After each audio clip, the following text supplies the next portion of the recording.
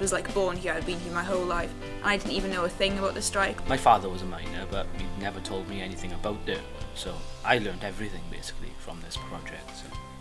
Why does he look like he wants to cry? Is it because he's a scandalous?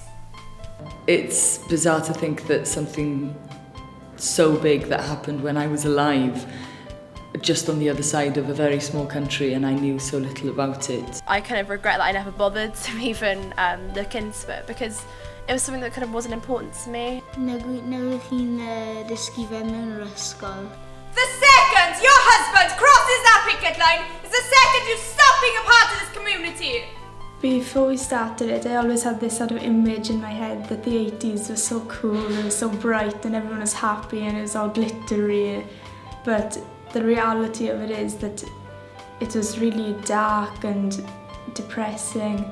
But there was always that just tiny bit of hope that everybody had, that it would just turn out right at the end of the day.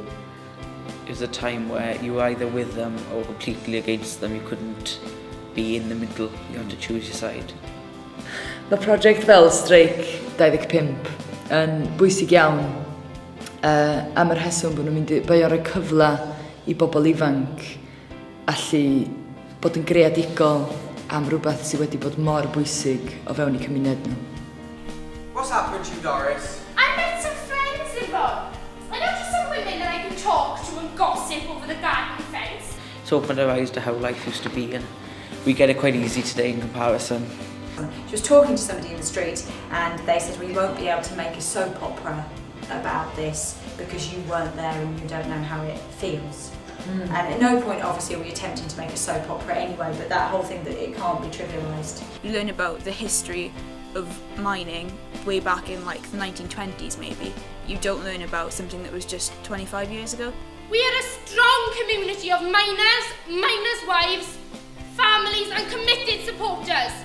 We can't give up at the last hurdle. We can do this! Yeah! I've studied the mining industry in history, but through this project we discovered so much more about the people behind the picks kind of thing, you know.